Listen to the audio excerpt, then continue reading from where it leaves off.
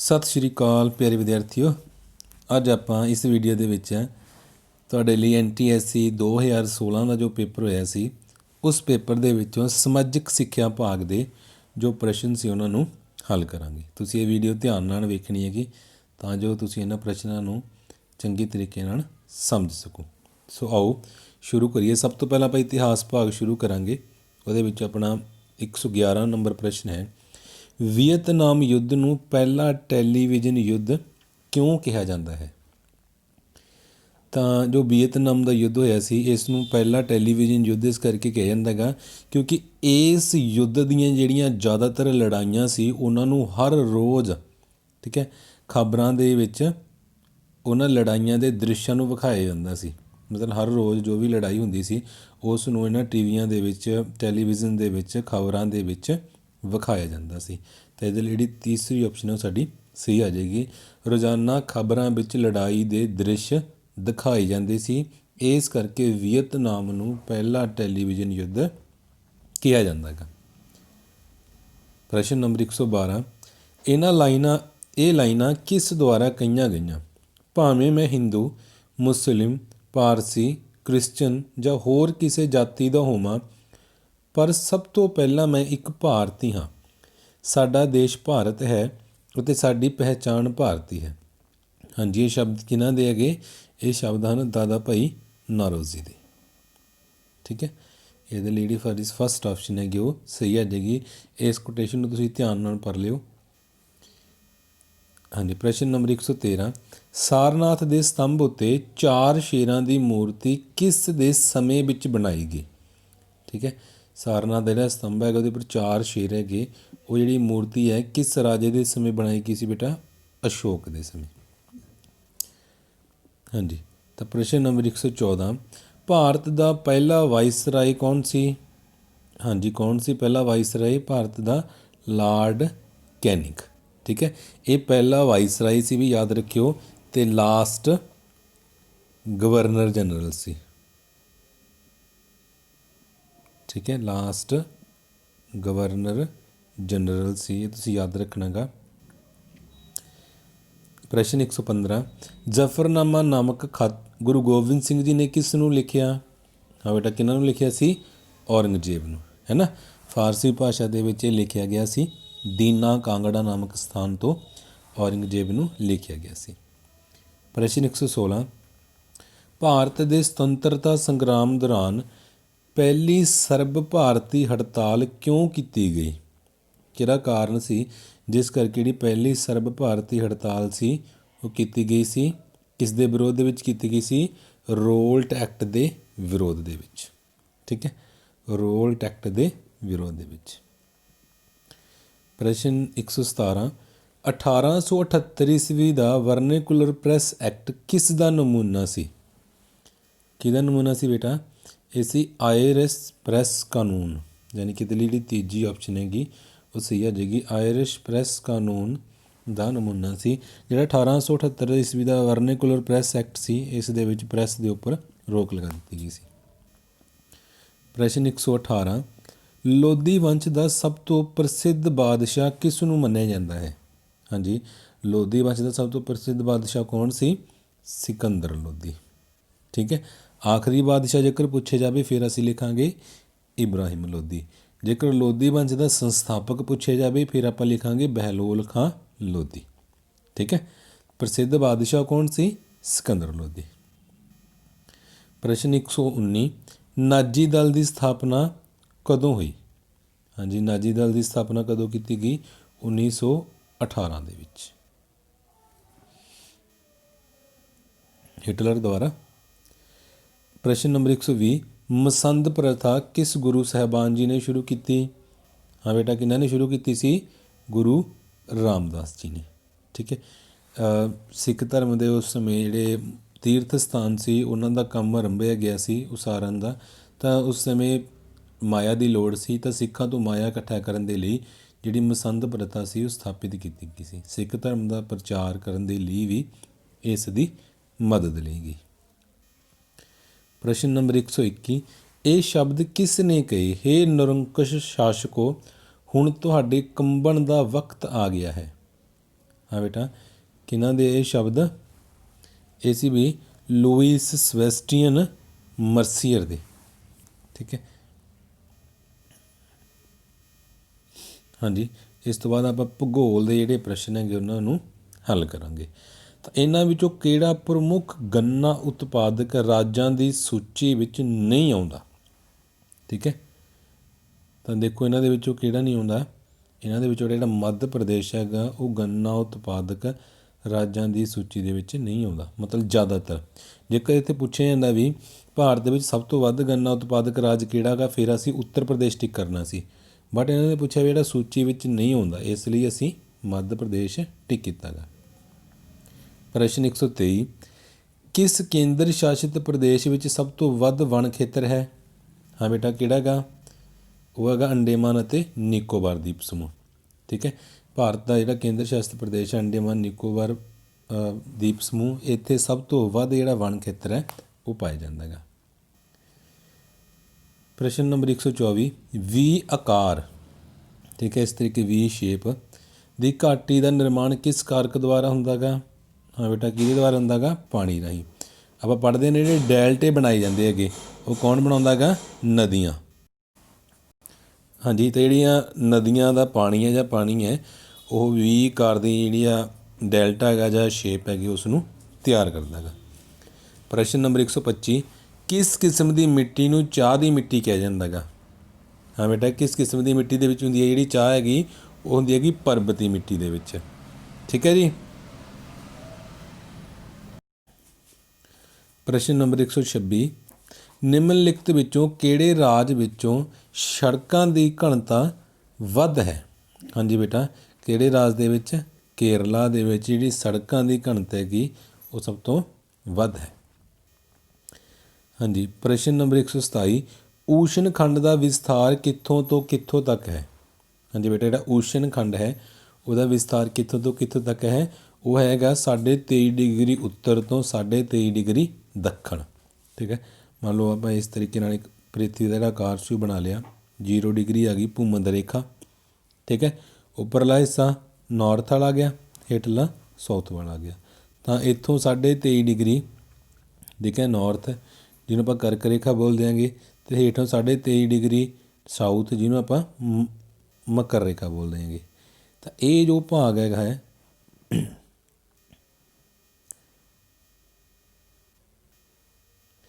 ये जो भाग है इसनूं ऊष्ण खंड कहा जाता है। ठीक है बेटा,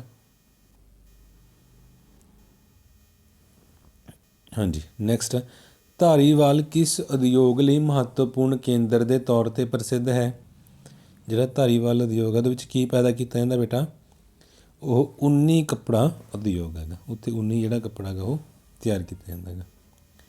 प्रश्न नंबर 129, सुंदरबन डेल्टा विच भारत की किहड़ी प्रमुख बंदरगाह पैंदी है।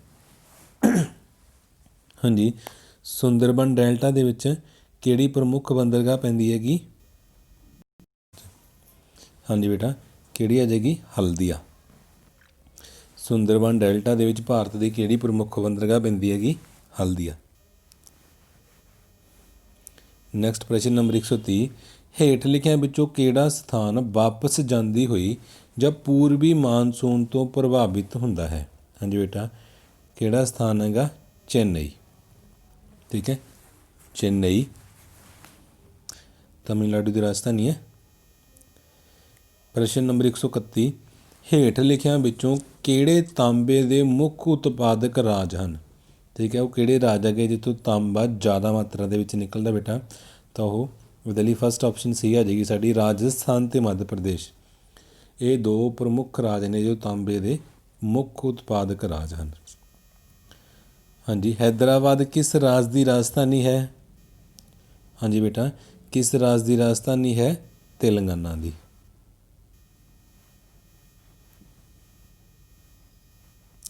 हाँ बेटा, हुण आपां नागरिक शास्त्र के नाल संबंधित जिहड़े प्रश्नां नूं हल करांगे। लोक अदालत की स्थापना का विचार किसने दिता सी। हाँ जी बेटा, किन्हां दा विचार सी, ये विचार सी श्री PN भगवती का। ठीक है, लोक अदालतां स्थापित की गई सी तां जो लोगों को सस्ता ते जल्दी जिहड़ा न्याय गा ਉਹ ਪ੍ਰਾਪਤ ਹੋ ਸਕੇ। ਇਹ ਵਿਚਾਰ ਦਿੱਤਾ ਸੀ ਸ਼੍ਰੀ PN ਭਗਵਤੀ ਨੇ। ਪ੍ਰਸ਼ਨ 134 1976 ਵਿੱਚ 42ਵੀਂ ਸੰਵਿਧਾਨਕ ਸੋਧ ਰਾਹੀਂ ਕਿਹੜੇ ਸ਼ਬਦ ਭਾਰਤੀ ਸੰਵਿਧਾਨ ਦੀ ਪ੍ਰਸਤਾਵਨਾ ਦੇ ਵਿੱਚ ਜੋੜੇ ਗਏ? ਤਾਂ ਉਹ ਕਿਹੜੇ ਸ਼ਬਦ ਸੀ? ਸਮਾਜਵਾਦ, ਧਰਮ ਨਿਰਪੱਖ ਅਤੇ ਰਾਸ਼ਟਰ ਦੀ ਏਕਤਾ। ਇਹ ਤਿੰਨੋਂ ਸ਼ਬਦ ਸੀ ਜਿਹੜੇ ਭਾਰਤੀ ਸੰਵਿਧਾਨ ਦੇ ਵਿੱਚ 42ਵੀਂ ਸੋਧ ਦੁਆਰਾ ਜੋੜੇ ਗਏ। ਪ੍ਰਸ਼ਨ ਨੰਬਰ 135 ਕਿਸ ਮੌਲਿਕ ਅਧਿਕਾਰ ਨੂੰ ਲੋਕਤੰਤਰ ਦਾ ਥੰਮ ਦਾ ਦਰਜਾ ਦਿੱਤਾ ਗਿਆ ਗਾ? ਹਾਂਜੀ ਬੇਟਾ, ਕਿਹੜਾ ਅਧਿਕਾਰ ਹੈਗਾ? ਉਹ ਹੈ ਜੀ ਸੁਤੰਤਰਤਾ ਦਾ ਅਧਿਕਾਰ। ਠੀਕ ਹੈ। ਪ੍ਰਸ਼ਨ ਨੰਬਰ 136 ਪੰਜਾਬ ਲੋਕ ਸਭਾ ਅਤੇ ਰਾਜ ਸਭਾ ਲਈ ਕ੍ਰਮਵਾਰ ਕਿੰਨੇ ਮੈਂਬਰ ਚੁਣ ਕੇ ਭੇਜਦਾ ਹੈ? ਇਹ ਕੁਐਸਚਨ ਆਪਾਂ ਬਹੁਤ ਵਾਰ ਕਰ ਚੁੱਕੇ। ਦੱਸੋ ਜੀ, ਲੋਕ ਸਭਾ ਦੇ ਵਿੱਚ ਕਿੰਨੀਆਂ ਸੀਟਾਂ ਭੇਜਦਾ ਪੰਜਾਬ? 13 ਅਤੇ ਰਾਜ ਸਭਾ ਦੇ ਵਿੱਚ 7। ਤਾਂ ਇਹਦੇ ਲਈ ਜਿਹੜੀ ਸਾਡੀ ਫਸਟ ਆਪਸ਼ਨ ਹੈ ਉਹ ਸਹੀ ਆ ਜਾਏਗੀ। ਲੋਕ ਸਭਾ ਦੇ ਵਿੱਚ ਪੰਜਾਬ ਦੇ ਵਿੱਚੋਂ 13 ਸੀਟਾਂ ਚੁਣ ਕੇ ਭੇਜੀਆਂ ਜਾਂਦੀਆਂ ਨੇ ਅਤੇ ਰਾਜ ਸਭਾ ਦੇ ਲਈ 7 ਜਿਹੜੇ ਮੈਂਬਰ ਹੈਗੇ ਚੁਣ ਕੇ ਭੇਜੇ ਜਾਂਦੇ ਹੈਗੇ। ਪ੍ਰਸ਼ਨ 137 ਵਿਦੇਸ਼ੀਆਂ ਨੂੰ ਕਿਹੜੇ ਅਧਿਕਾਰਾਂ ਤੋਂ ਵੰਚਿਤ ਰੱਖਿਆ ਗਿਆ ਹੈਗਾ? ਦੇਖੋ ਵੀ, ਵਿਦੇਸ਼ੀਆਂ ਨੂੰ ਕਿਹੜੇ ਅਧਿਕਾਰਾਂ ਤੋਂ ਵੰਚਿਤ ਰੱਖਿਆ ਗਿਆ ਹੈਗਾ? ਸ਼ਾਬਾਸ਼, ਰਾਜਨੀਤਿਕ ਅਧਿਕਾਰਾਂ ਤੋਂ। ਪ੍ਰਸ਼ਨ ਨੰਬਰ 138 ਰਾਜ ਸਭਾ ਦਾ ਚੇਅਰਮੈਨ ਕੌਣ ਹੁੰਦਾ ਹੈਗਾ? ਹਾਂਜੀ, ਰਾਜ ਸਭਾ ਦਾ ਚੇਅਰਮੈਨ ਕੌਣ ਹੁੰਦਾ ਹੈਗਾ? ਉਪ ਰਾਸ਼ਟਰਪਤੀ। ਠੀਕ ਹੈ।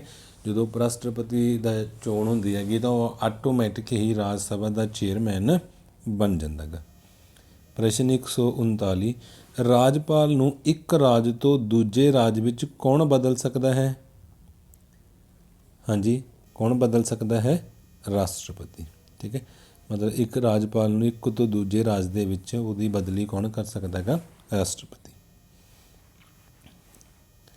ਪ੍ਰਸ਼ਨ 140 ਕਿਸ ਭਾਰਤੀ ਨੇਤਾ ਨੇ ਆਜ਼ਾਦੀ ਤੋਂ ਪਹਿਲਾਂ 2 ਦੇਸ਼ਾਂ ਦਾ ਵਿਚਾਰ ਦਿੱਤਾ ਸੀ? ਹਾਂਜੀ, ਉਸ ਨੇਤਾ ਦਾ ਕੀ ਨਾਮ ਸੀ? ਉਹਦਾ ਨਾਮ ਸੀ ਵੀ ਮੁਹੰਮਦ ਅਲੀ ਜਿਨਾਹ। ਠੀਕ ਹੈ। ਇਹਨਾਂ ਨੇ ਕਿਹਾ ਸੀ ਵੀ 2 ਰਾਜ ਬਣਾਏ ਜਾ ਸਕਦੇ ਆ, 2 ਦੇਸ਼, ਭਾਰਤ ਅਤੇ ਪਾਕਿਸਤਾਨ। ਪ੍ਰਸ਼ਨ ਨੰਬਰ 141 ਸੰਯੁਕਤ ਰਾਸ਼ਟਰ ਸੰਘ ਦੇ ਮੈਂਬਰਾਂ ਦੀ ਵਰਤਮਾਨ ਸਮੇਂ ਵਿੱਚ ਗਿਣਤੀ ਕਿੰਨੀ ਹੈ? ਹਾਂਜੀ, ਕਿੰਨੀ ਗਿਣਤੀ ਹੈ? 193, 193। ਪ੍ਰਸ਼ਨ 142 ਭਾਰਤ ਪ੍ਰਬਲ ਕੱਟੜ ਵਿਰੋਧੀ ਹੈ। ਕਿਸ ਚੀਜ਼ ਦਾ ਕੱਟੜ ਵਿਰੋਧੀ ਹੈ? ਵੀ ਭਾਰਤ ਨਸਲਵਾਦ ਅਤੇ ਰੰਗ ਭੇਦ ਦੀ ਨੀਤੀ ਦਾ। ਠੀਕ ਹੈ। ਭਾਰਤ ਨੇ ਹਮੇਸ਼ਾ ਇਸ ਗੱਲ ਦੀ ਵਿਰੋਧਤਾ ਕੀਤੀ ਹੈ ਕਿ ਉਹ ਨਸਲਵਾਦ ਅਤੇ ਰੰਗ ਭੇਦ ਦੀ ਨੀਤੀ ਦੇ ਵਿਰੁੱਧ ਹੈ। ਇਸ ਤੋਂ ਬਾਅਦ ਆਪਾਂ ਅਰਥ ਸ਼ਾਸਤਰ ਦੇ ਜਿਹੜੇ ਪ੍ਰਸ਼ਨ ਹੈਗੇ ਉਹ ਹੱਲ ਕਰਦੇ ਹੈਗੇ। ਦੇਖੋ, ਇਹਨਾਂ ਵਿੱਚੋਂ ਕਿਹੜੀ ਸਮੀਕਰਨ ਠੀਕ ਹੈ? ਦੇਖੋ, ਧਿਆਨ ਨਾਲ ਵੇਖੋ, ਇਹਨਾਂ ਦੇ ਵਿੱਚੋਂ ਕਿਹੜੀ ਸਮੀਕਰਨ ਠੀਕ ਹੈ? ਤਾਂ ਕਹਿੰਦੇ ਅਮਲ ਮਜ਼ਦੂਰੀ ਦਾ ਫਾਰਮੂਲਾ ਅਸੀਂ ਦੱਸਣਾ ਹੈਗਾ ਕਿਹੜਾ ਹੈ। ਇਹਨਾਂ ਦੇ ਵਿੱਚ ਜਿਹੜੀ B ਆਪਸ਼ਨ ਹੈ ਉਹ ਸਹੀ ਆ ਜਾਏਗੀ। ਮੌਦਰਿਕ ਮਜ਼ਦੂਰੀ ਬਟੇ ਕੀਮਤ ਸੂਚਕਾਂਕ ਗੁਣਾ 100। ਪ੍ਰਸ਼ਨ ਨੰਬਰ 144 ਕਿਹੜਾ ਸਮੂਹ ਆਰਥਿਕ ਗਤੀਵਿਧੀਆਂ ਨਾਲ ਸੰਬੰਧਿਤ ਨਹੀਂ ਹੈ? ਠੀਕ ਹੈ। ਆਰਥਿਕ ਗਤੀਵਿਧੀਆਂ ਨਾਲ ਸੰਬੰਧਿਤ ਨਹੀਂ ਹੈ। ਦੇਖੋ, ਆਰਥਿਕ ਗਤੀਵਿਧੀਆਂ ਕਿਹੜੀਆਂ ਹੋਣਗੀਆਂ? ਜਿਨ੍ਹਾਂ ਦੇ ਵਿੱਚ ਸਭ ਦਾ ਕੰਮ ਕੀ ਹੋਏਗਾ? ਧਨ ਕਮਾਉਣਾ, ਹੈ ਨਾ। ਤਾਂ ਦੇਖੋ, ਉਤਪਾਦਨ, ਖਪਤ, ਵਟਾਂਦਰਾ, ਸਾਰੇ ਤਿੰਨੇ ਪੈਸੇ ਨਾਲ ਸੰਬੰਧਿਤ ਨੇ। ਉਤਪਾਦਨ, ਵਟਾਂਦਰਾ, ਵੰਡ ਇਹ ਵੀ ਤਿੰਨੋਂ ਪੈਸੇ ਨਾਲ, ਖਪਤ, ਵਟਾਂਦਰਾ, ਵੰਡ ਇਹ ਵੀ ਤਿੰਨੋਂ ਪੈਸੇ ਨਾਲ ਸੰਬੰਧਿਤ ਨੇ। ਤਾਂ ਇਹਨਾਂ ਦੇ ਵਿੱਚ ਦੇਖੋ, ਉਤਪਾਦਨ ਅਤੇ ਖਪਤ ਇਹ ਪੈਸੇ ਨਾਲ ਸੰਬੰਧਿਤ ਨੇ। ਘਰੇਲੂ ਔਰਤ ਦਾ ਕੰਮ ਘਰ ਦੇ ਵਿੱਚ, ਤਾਂ ਇਹ ਕੀ ਆ ਗਈ? ਇੱਕ ਗੈਰ ਆਰਥਿਕ ਕਿਰਿਆ ਆ ਗਈ। ਤਾਂ ਇਹਦਾ ਮਤਲਬ ਇਹਦੇ ਲਈ ਕਿਹੜੀ ਆਪਸ਼ਨ ਆ ਜਾਏਗੀ? ਸਾਡੀ ਪਹਿਲੀ ਆਪਸ਼ਨ ਇਹਦੇ ਲਈ ਸਹੀ ਹੈਗੀ। ਇਹ ਗੈਰ ਆਰਥਿਕ ਕਿਰਿਆਵਾਂ ਨਾਲ ਸੰਬੰਧਿਤ ਹੈ। ਇਹਨਾਂ ਨੇ ਪੁੱਛਿਆ ਸੀ ਇਹਨਾਂ ਵਿੱਚੋਂ ਕਿਹੜਾ ਸਮੂਹ ਆਰਥਿਕ ਗਤੀਵਿਧੀਆਂ ਨਾਲ ਸੰਬੰਧਿਤ ਨਹੀਂ ਹੈ? ਤਾਂ ਜਿਹੜੀ ਪਹਿਲੀ ਆਪਸ਼ਨ ਇਹਦੇ ਲਈ ਸਹੀ ਆ ਜਾਏਗੀ। ਪ੍ਰਸ਼ਨ ਨੰਬਰ 145 ਸਮਾਜਵਾਦੀ ਅਰਥ ਵਿਵਸਥਾ ਦੀਆਂ ਵਿਸ਼ੇਸ਼ਤਾਵਾਂ ਹਨ। ਸਮਾਜਵਾਦੀ ਜਿਹੜੀ ਅਰਥ ਵਿਵਸਥਾ ਹੈਗੀ ਉਹਦੀਆਂ ਵਿਸ਼ੇਸ਼ਤਾਵਾਂ ਕਿਹੜੀਆਂ ਕਿਹੜੀਆਂ ਹਨ? ਦੇਖੋ ਵੀ, ਸਰਕਾਰੀ ਨਿਯੰਤਰਣ, ਸਾਂਝੀ ਮਲਕੀਅਤ, ਆਪਸੀ ਮੁਕਾਬਲਾ, ਮੰਡੀਆਂ ਦੀਆਂ ਤਾਕਤਾਂ ਨੂੰ ਖੁੱਲ੍ਹ, ਸਮਾਜ ਭਲਾਈ। ਦੇਖੋ, ਇਹਦੇ ਵਿੱਚੋਂ ਕਿਹੜੀ ਕਿਹੜੀ ਆਪਸ਼ਨਾਂ ਸਹੀ ਆ ਜਾਣਗੀਆਂ? हाँ जी बेटा, देखो किहड़ी किहड़ियां सरकारी नियंत्रण हुंदा गा एक तां, है ना। पहला सही आ जाएगा सांझी मिल्कीयत, ठीक है, ये भी सही आ जाएगा। तो एक आ जाएगा समाज भलाई। ਇਹਦਾ ਮਤਲਬ A B ਅਤੇ E। ਦੇਖੋ A B ਇਹਦੇ ਲਈ ਜਿਹੜੀ C ਆਪਸ਼ਨ ਹੈ ਸਾਡੀ ਸਹੀ ਆ ਜਾਏਗੀ। ਪ੍ਰਸ਼ਨ ਨੰਬਰ 146, ਮਾਲਕੀ ਦੇ ਆਧਾਰ 'ਤੇ ਅਰਥ ਵਿਵਸਥਾ ਦੀਆਂ ਕਿਸਮਾਂ ਹਨ। ਠੀਕ ਹੈ, ਮਾਲਕੀ ਦੇ ਆਧਾਰ 'ਤੇ ਅਰਥ ਵਿਵਸਥਾ ਦੀਆਂ ਕਿਸਮਾਂ ਦੱਸਣੀਆਂ ਆਪਾਂ ਕਿਹੜੀਆਂ ਕਿਹੜੀਆਂ ਹਨ। ਦੇਖੋ ਕਿਹੜੀਆਂ ਕਿਹੜੀਆਂ ਹਨ। ਹਾਂਜੀ, ਇਹਦੇ ਲਈ 4th ਆਪਸ਼ਨ ਸਹੀ ਹੈਗੀ, ਸਮਾਜਵਾਦ, ਪੂੰਜੀਵਾਦ ਅਤੇ ਮਿਸ਼ਰਤ ਅਰਥ ਵਿਵਸਥਾ।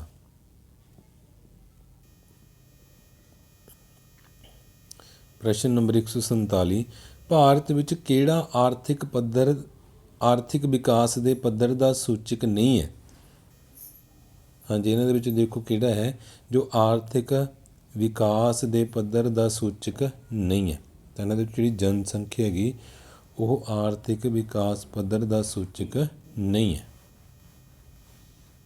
ਪ੍ਰਸ਼ਨ ਨੰਬਰ 148, ਭਾਰਤ ਸਰਕਾਰ ਦੁਆਰਾ 1980 ਵਿੱਚ ਕਿੰਨੇ ਬੈਂਕਾਂ ਦਾ ਰਾਸ਼ਟਰੀਕਰਨ ਕੀਤਾ ਗਿਆ?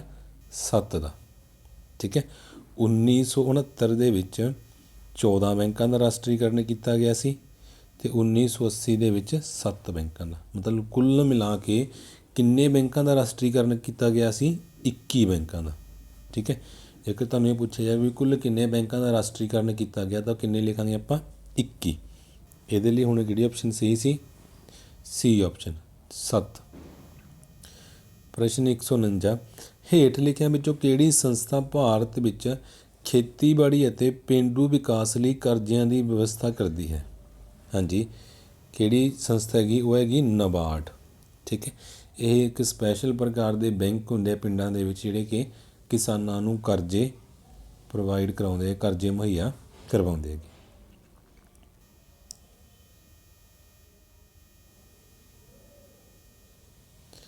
ਪ੍ਰਸ਼ਨ ਨੰਬਰ 150, ਜਦੋਂ ਸਿੱਖਿਆ, ਸਿਖਲਾਈ ਅਤੇ ਸਿਹਤ ਸੇਵਾਵਾਂ ਦੇ ਰੂਪ ਵਿੱਚ ਨਿਵੇਸ਼ ਕੀਤਾ ਜਾਂਦਾ ਹੈ ਤਾਂ ਜਨਸੰਖਿਆ ਡੈਸ਼ ਦਾ ਰੂਪ ਧਾਰਨ ਕਰ ਲੈਂਦੀ ਹੈਗੀ। ਜਦੋਂ ਸਿੱਖਿਆ, ਸਿਖਲਾਈ ਅਤੇ ਸਿਹਤ ਸੇਵਾਵਾਂ ਦੇ ਰੂਪ ਵਿੱਚ ਨਿਵੇਸ਼ ਕੀਤਾ ਜਾਂਦਾ ਹੈਗਾ ਤਾਂ ਜਨਸੰਖਿਆ ਕਿਹੜਾ ਰੂਪ ਧਾਰਨ ਕਰ ਲੈਂਦੀ ਹੈ ਵੀ? ਮਨੁੱਖੀ ਪੂੰਜੀ ਦਾ। ਠੀਕ ਹੈ, ਇਸ ਤਰੀਕੇ ਨਾਲ ਬੇਟਾ ਆਪਾਂ ਜਿਹੜੇ ਤੁਹਾਡੇ ਸਮਾਜਿਕ ਸਿੱਖਿਆ ਦੇ ਪ੍ਰਸ਼ਨ ਹੈਗੇ ਉਹਨਾਂ ਨੂੰ ਹੱਲ ਕੀਤਾ ਗਾ ਅਤੇ ਮੈਨੂੰ ਉਮੀਦ ਹੈ ਵੀ ਤੁਹਾਨੂੰ ਇਹਦੇ ਵਿੱਚ ਜਿਹੜੇ ਕਾਫੀ ਪ੍ਰਸ਼ਨ ਹੈਗੇ ਉਹ ਆਉਂਦੇ ਵੀ ਹੋਣੇ। ਠੀਕ ਹੈ, ਤੁਸੀਂ ਆਪਣੀ ਜਿਹੜੀ ਤਿਆਰੀ ਹੈਗੀ ਇਹਨਾਂ ਨੂੰ ਵੇਖ ਕੇ ਵਧੀਆ ਢੰਗ ਨਾਲ ਕਰਿਓ ਤਾਂ ਜਿਹੜੇ ਤੁਹਾਡੇ NTSC ਦੇ ਵਿੱਚੋਂ ਚੰਗੇ ਜਿਹੜੇ ਨੰਬਰ ਹੈਗੇ ਉਹ ਆ ਸਕਣ। ਠੀਕ ਹੈ ਬੇਟਾ, ਆਪਾਂ ਜਲਦ ਮਿਲਾਂਗੇ ਅਗਲੇ ਪਾਰਟ ਦੇ ਵਿੱਚ। ਤਦ ਤੱਕ ਦੇ ਲਈ ਗੁੱਡ ਬਾਏ।